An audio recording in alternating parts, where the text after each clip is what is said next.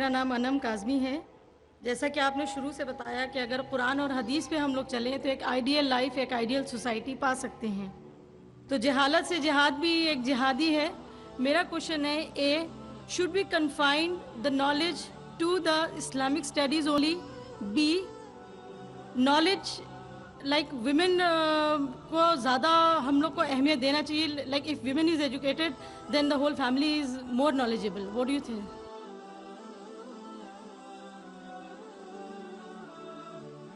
بہن نے سوال کیا کہ جہالت کے خلاف جہاد کرنا بھی جہاد ہے. بالکل صحیح ہے.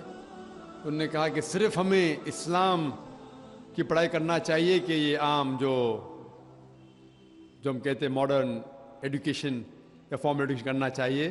اور تیسرا سوال کہ خواتین کے اوپر ایڈوکیشن کی اہمیت دینا چاہیے کہ نہیں. آپ کا پہلا سوال بالکل صحیح تھا کہ جہالت کے خلاف جہاد بھی جہاد ہے. بالکل صحیح. اور سب سے پہلا جو پیغام اللہ سبحانہ و تعالیٰ انسانیت کو دیتے قرآن مجید میں وہ یہ نہیں کہ نماز پڑھو، حج کے لے جاؤ یا زکوٰۃ دو. سب سے پہلا پیغام اللہ تعالیٰ دیتے ہیں سورہ اقرا میں، اقرا پڑھو. اور صرف مردوں کے لیے نہ، عورت کے لیے بھی ہے. تب کا تیسرا سوال کہ خواتین کو ہونا چاہیے. اور اللہ کے رسول فرماتے ہیں it is obligatory on every Muslim man or woman to acquire knowledge. ہر مسلمان پہ فرض ہے چاہے وہ مرد یا عورت ہو کیا وہ علم حاصل کرے. تو علم حاصل کرنا ہر مسلمان کے لیے فرض ہے. اور اللہ کے رسول نے کہا کہ آپ اپنے بچوں کو علم دو، خصوصاً لڑکیوں کو، کیونکہ اس وقت جہالت میں لڑکیوں کا قتل کیا جاتا تھا. قرآن نازل ہونے کے پہلے جب لڑکی پیدا ہوتے تھے تو زندہ دفنا جاتا تھا عرب ممالک میں. تو خصوصاً عورتوں کو، لڑکیوں کو تو علم حاصل کرنا فرض ہے ہر مسلمان کے لیے. جہالت کے خلاف جہاد کرنا فرض ہے. اور عورتوں کے لیے بھی. جو آپ کا دوسرا سوال ہے، جو آخری سوال ہے، کیا ہمیں اسلام کے علاوہ باقی دنیائی علم حاصل کرنا چاہیے کہ نہیں؟ بے شک کرنا چاہیے. کیوں نہیں کرنا چاہیے؟ علم دو قسم کی ہوتی ہے، دینی علم قرآن اور حدیث کی روشنی میں، اور دنیائی علم بھی، یہ بھی ضروری ہے. اور کئی قرآن کے آیت کو سمجھنے کے لیے یہ دنیائی علم بھی ضروری ہے. اسی لیے قرآن مجید فرماتا ہے سورہ نحل میں سورہ 16 آیت نمبر 43 فَاسْأَلُوا أَهْلَ الذِّكْرِ إِن كُنتُمْ لَا تَعْلَمُونَ. اگر آپ نہیں سمجھتے تو ان سے پوچھو جس کے پاس علم ہے. اسی لیے ہم نے بمبئی میں ایک اسکول قائم کی جس کا نام ہے اسلامک انٹرنیشنل اسکول. یہ ایک علیحدہ اسکول ہے. 2 زبانوں میں اس کا میڈیم آف انسٹرکشن ہے، ایک انگلش اور دوسرا عربی ہے. ہم جب بچوں کا داخلہ کرتے 3 سال کی عمر میں ہمارے اسکول میں بمبئی میں، ان کو دونوں زبان سکھاتے ہیں، انگریزی زبان اور عربی زبان. جب 3 سال کی عمر میں داخلہ ہوتا ہے نرسری میں، ہم جب سکھاتے A for apple, B for ball, A for اللہ، بی فار بسم اللہ، ہم سکھاتے من الف اسد من با بیت من تا تفاح. کیونکہ مسلمانوں کو عربی جاننا بہت ضروری ہے. مجھے پتا ہے کہ میں دائی ہوں، میں عربی زبان نہیں جانتا ہوں، شوئے تھوڑا بہت سمجھ لیتا ہوں. اسی لیے میں چاہتا ہوں کہ میرے بچوں کو میں عربی سکھاؤں. یہ اسکول میں الحمدللہ ہم سب سے بہترین انگریزی علم دیتے ہیں، اور ہم کہتے ہیں کہ یہ عام جو کانوینٹ اسکول ہے ان سے فار سپیریئر انشاءاللہ ہم دیتے ہیں.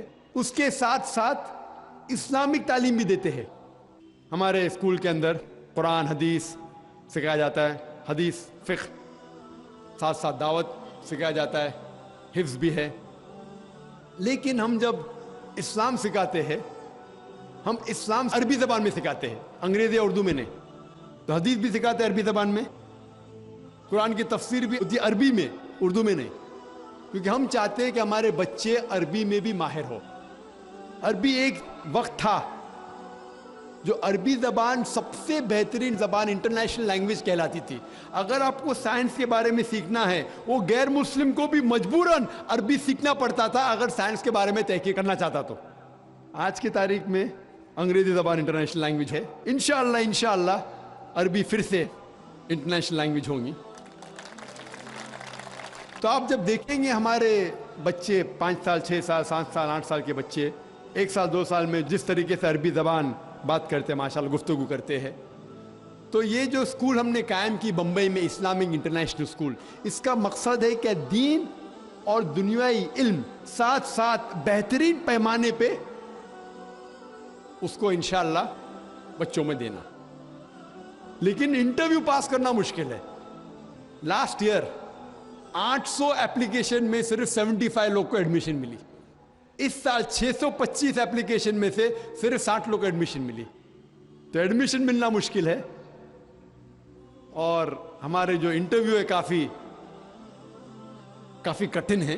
ہم انٹرویو والدہ کا بھی لیتے ہیں, والد کا بھی لیتے ہیں, بچے کا بھی لیتے ہیں.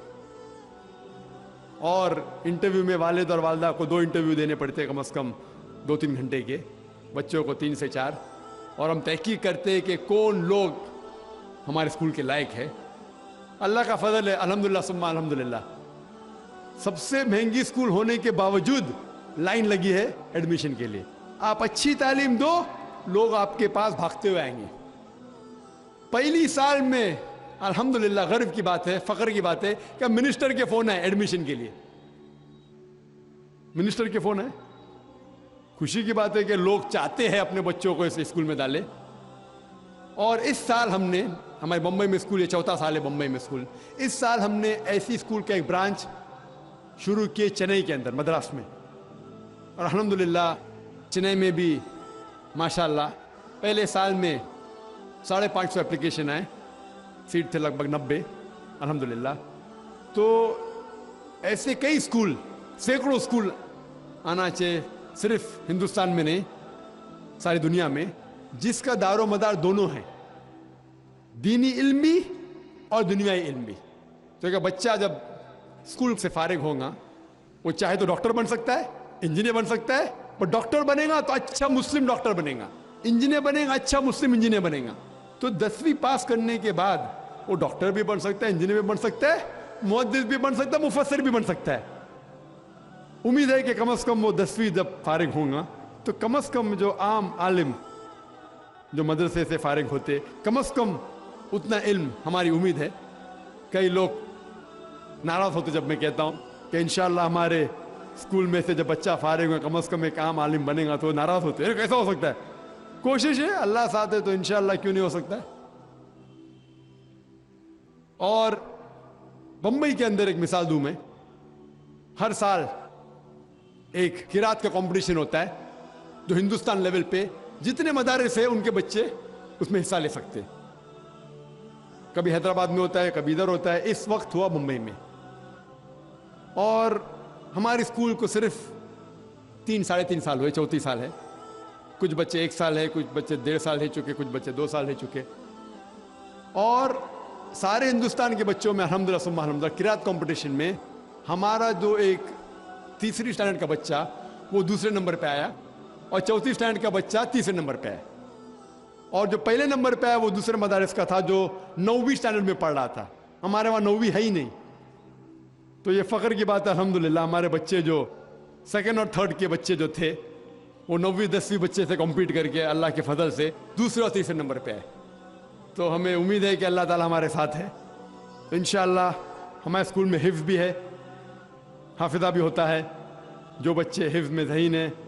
تو اس طریقے سے اور اسکول سارے ہندوستان کے شہروں میں ہونا چاہیے تاکہ ہمیں دونوں پہ مہارت ہے, اسلامی علم پہ بھی اور دنیائی علم پہ بھی.